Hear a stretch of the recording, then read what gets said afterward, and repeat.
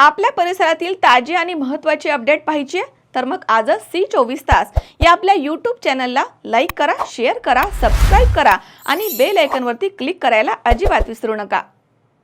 भाजपमध्ये प्रवेश केल्यानंतर अहिल्यानगर विधान परिषदेसाठी उमेदवारी जाहीर झालेले प्राजक्त तनपुरे उमेदवारी अर्ज भरण्यासाठी अहिल्यानगर जिल्हाधिकारी कार्यालयाकडे रवाना झालेत।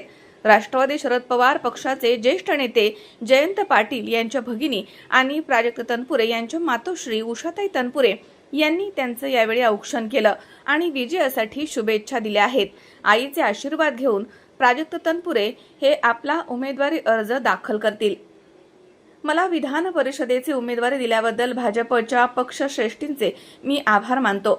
संख्याबळ पाहता माझा विजय सोपा झाला असला तरी गाफील राहणार नाही। जिल्ह्याचे पालकमंत्री विखे आणि सभापती राम शिंदे यांच्यासह महायुतीची साथ मला मिळेल। शरद पवार यांना सोडण्याचा निर्णय हा खूप अवघड होता। इतक्या वर्षांचं भावनिक नातं आमच्यामध्ये तयार झालं होतं, मात्र मतदारसंघामधील कार्यकर्ते आणि मतदारसंघाच्या विकासासाठी मी हा निर्णय घेतला आहे, असे यावेळी प्राजक्त तनपुरे यांनी म्हटलंय। नाही, भाजपमध्ये येण्याची कारण मी आता काल विस्तृतपणे सर्व मीडियाला सर्वांना सांगितलेले आहेत। आता पक्षश्रेष्ठींचे मी मनापासून आभार व्यक्त करेल की मला विधान परिषदेची ही उमेदवारी या ठिकाणी जाहीर झाली आणि सर्वांचा विश्वास सार्थ ठरून सर्वांना बरोबर घेऊन या निवडणुकीला आम्ही सामोरं जाऊ आणि निश्चितपणे संख्याबळ बघता आणि विजय जरी सोपा असला तरी देखील कुठल्याही प्रकारचे गाफील न राहता निवडणुकीच्या पद्धतीने सामोरं जाऊन आम्ही विजय घेऊ असा मला विश्वास आहे। यामध्ये जिल्ह्याचे पालकमंत्री असतील राधाकृष्ण विखे पाटील साहेब, विधान परिषदेचे सभापती राम शिंदे साहेब असतील, माजी खासदार डॉक्टर सुजयदादा विखे पाटील असतील, सर्वच महायुतीचे आमदार, माजी आमदार, पदाधिकारी सर्वांचं मोलाचं योगदान या ठिकाणी मिळेल अशी मला अपेक्षा आहे आणि सर्वांच्या साथीनं आम्ही मोठा विजय संपादन करू असा विश्वास मला आहे। पवार साहेबांची साथ सोडण्याचा निर्णय निश्चितपणे सहज नव्हता निर्णय, हा सोपा नव्हता। एवढ्या वर्षाचं सगळं एक भावनिक नातं असतं, त्याला थोडं कठीण मला गेलं, परंतु शेवटी दुसरा मतदारसंघातल्या जनतेचा, मतदारसंघातल्या सर्व कार्यकर्त्यांचा देखील विचार करून त्या विचाराचा देखील आदर करणं कुठेतरी मला क्रम प्राप्त होतं।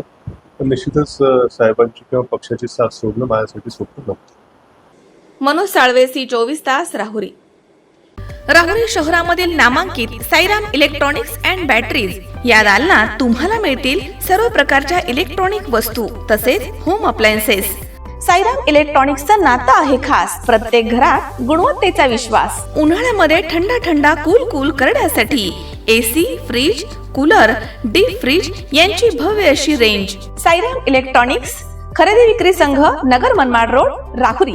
तेव्हा आजच साईराम इलेक्ट्रॉनिक्स या दालनाला भेट द्या आणि आनंदाची सुरुवात करा। Sairam hospital test tube baby centre.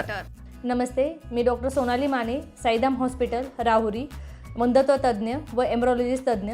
आपल्या इथे IVF बद्दल अत्याधुनिक उपचार पद्धती उपलब्ध आहे। तर त्यामध्ये IVF, ICSI, embryo donation, egg freezing, sperm freezing तसेच सरोगसी माताबद्दल सल्ला पण आपल्या इथे दिला जातो। आपल्या इथे हमखास गुण येण्यासाठी प्रयत्न केले जातात। साईराम हॉस्पिटल, लॅप्रोस्कोपिक सेंटर आणि test baby centre, court area, Bhagyashree हॉटेलच्या पाठीमागे, राहुरी। पाठदुखी, कंबरदुखी, खांदादुखी, सांधेदुखी तसंच मणक्याच्या आणि पॅरालिसिस आजारांपासून डॉक्टरकडे जाऊन वैतागले आहात का? तर आहे ना राहुरीमध्ये आयुर्वेदिक खात्रीशीर उपचार। Doctor Melawane hospital and spine care therapy centre, Rahuri bus stand समोर। डॉक्टर केतन धनंजय मेळवणे, संपर्क 9890 42 52 40। 25 वर्षाची परंपरा, डॉक्टर मेळवणे हॉस्पिटल।